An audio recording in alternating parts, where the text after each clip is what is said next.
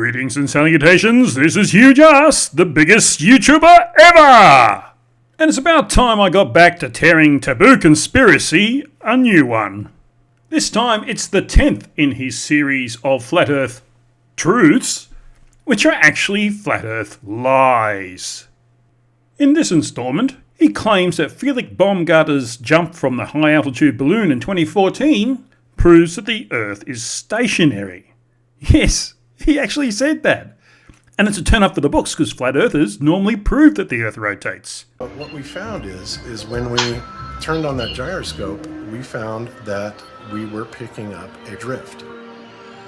A 15-degree-per-hour drift. Thanks, Bob. Let's see what utter nonsense Taboo Conspiracy has for us today. On October 14th, 2012, Felix Baumgartner officially reached an altitude of over 128,000 feet. His ascension took approximately 2.5 hours. His launch site was here, and his landing site was here. He landed 44 miles east of his launch site, according to the globe model. And here is where Taboo Conspiracy and all other reality deniers get it wrong. They clearly don't know, or choose not to know, what the globe model actually is, as Taboo's about to demonstrate. I'll leave it to you to pick the flaw. At the equator, the ground is allegedly rotating at 1,037 miles per hour. At the 33rd latitude, where Felix was located, the Earth is supposedly rotating at 867 miles per hour. Wrong! I really don't understand why flirts keep repeating this lie. Things that rotate do not do so in miles per hour. You can measure the tangential velocity in miles per hour. In fact, you should measure it in kilometres per hour because we live in the world where the world uses metric. Anyway, things that rotate are measured in revolutions per minute. Or revolutions per day, if you like. The unit of time isn't really important, as long as it corresponds to reality. Flirts keep using miles per hour because it's part of their deception. They want you to think it's a big number, so therefore it's impossible. That's only an argument from incredulity. The fact that we can measure the rotation of the Earth at 1 revolution per day doesn't sound as scary. And most persuasion and manipulation is based on fear. So flirts try to bamboozle you with scary numbers. Of course, they think this engenders fear because they're scared of numbers themselves. Maths terrifies them. They're completely useless at it. How do you convert meters into kilometers? I don't know. How do you convert meters into kilometers? What's the correct way? You tell me. The correct way is divide meters by 1,000. You didn't do that. So if you have a meter and I divide that meter by 1,000, you don't think that would give you millimeters? Meters into kilometers, Nathan. You just said you divide meters by 1,000 to get kilometers. So you're saying I divide something that is 1 meter long by 1,000, and that will come out to a kilometer value. Nathan, it sounds like you are quite literally retarded. Suffice to say, the only reason they keep talking in terms of mile per hour for a rotational velocity is to try and persuade you. And they can only persuade you if you're dumb enough to fall for it. Anyway, on with the stupid. So, if the ground was rotating at 867 miles per hour, then Felix should have landed roughly 2,000 miles to the west in the Pacific Ocean. Now stop right there. We'll get on to the idiocy of the Pacific Ocean being mentioned in a minute. This spinning ball with water on it. Flirts always show this image. For some reason they think it means that the oceans would fly off the Earth if we were a spinning ball. In no way is that analogous to the Earth. That ball is not 40,000 kilometres in circumference.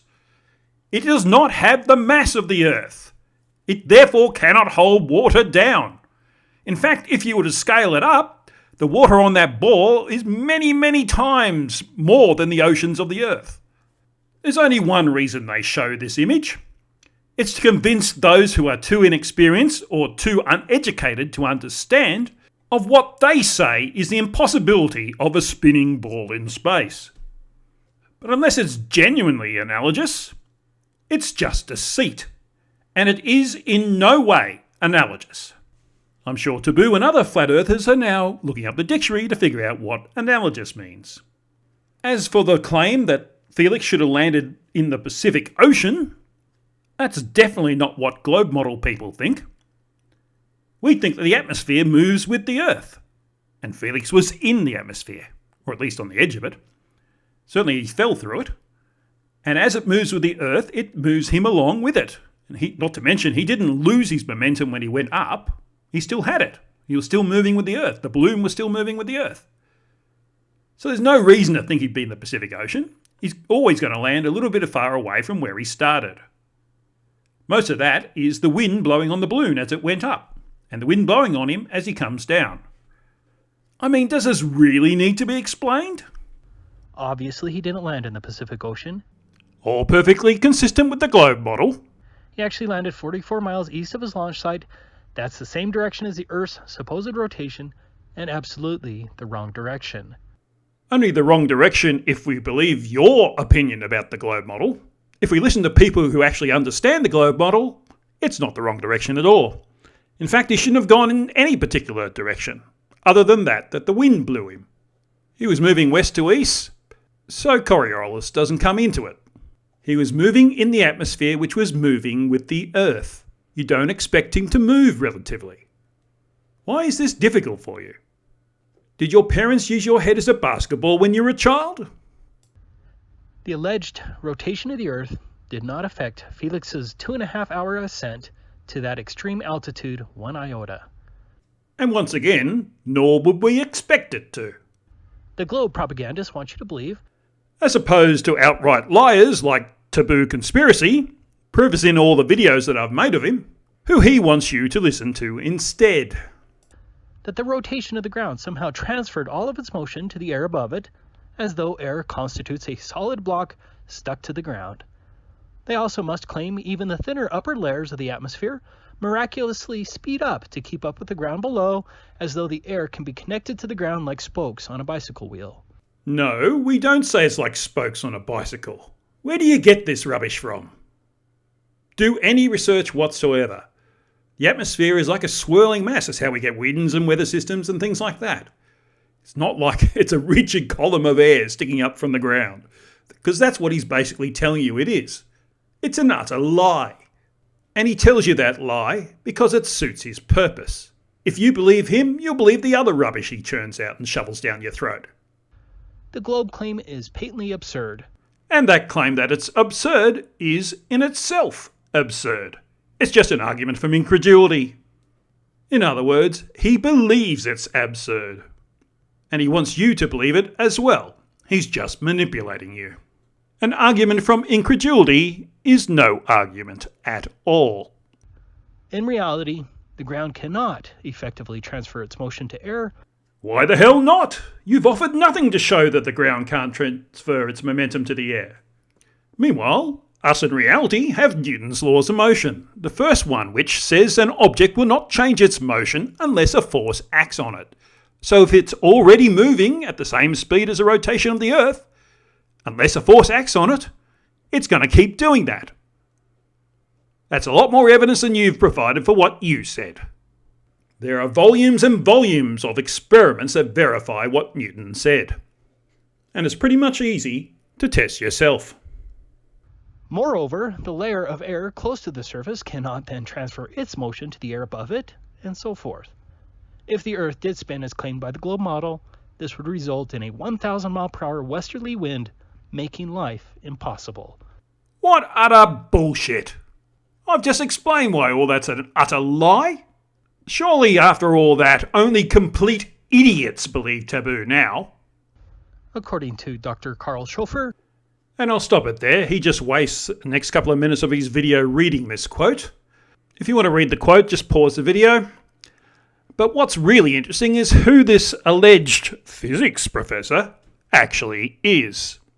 As you can see from Wikipedia, he was actually an author, a fiction author.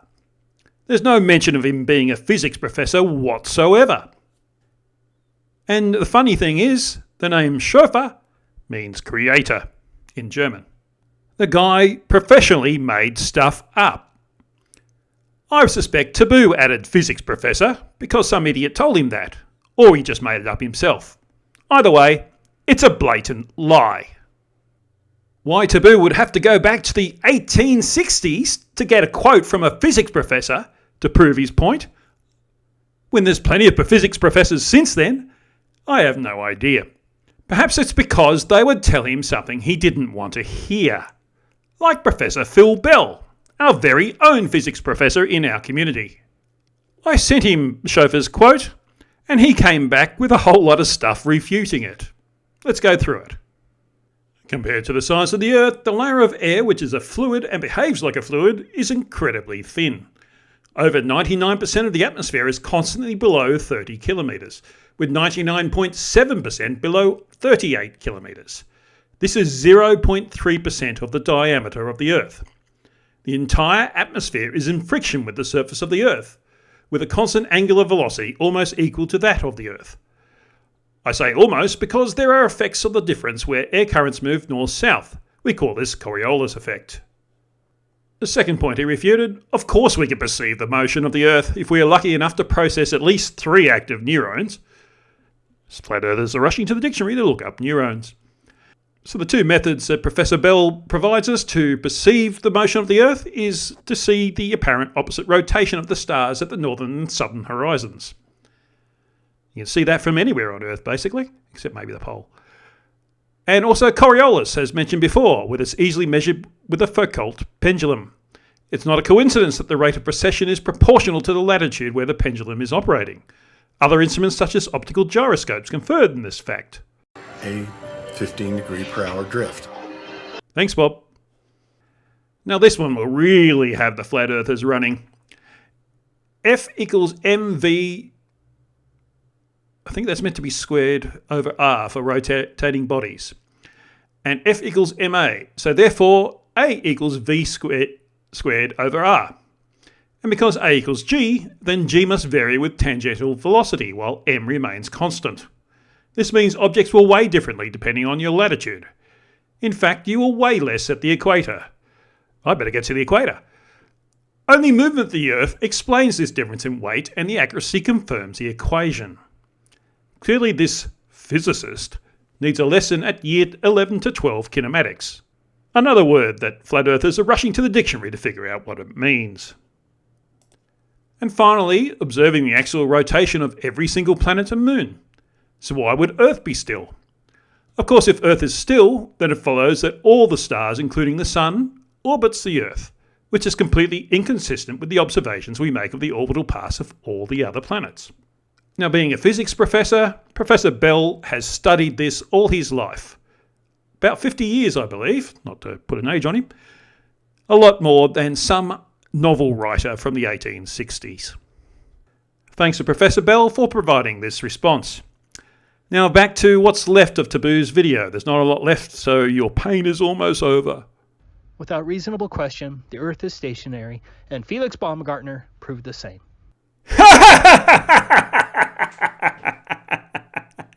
Without reasonable question? You have no idea what the word reasonable means.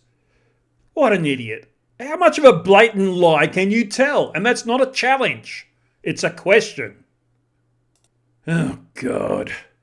Well, that about wraps it up for this video. Remember, it's okay not to know something, but it's not okay to stay that way. The corgi's warming up, so if you like this video, click the like button. It really helps me out, as does leaving a comment. And if you'd like to see more of what I do, click the subscribe button and the bell notification so that you get notified of future videos that I put out. And if you really like what I do, you can become a channel member by clicking the join button below. For $3.99 Australian a month, that means you're a part of the huge ass movement.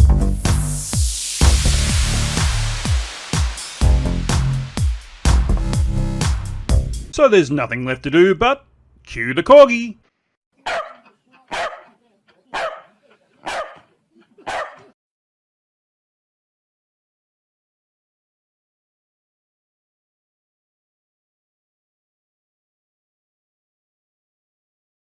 You're despicable.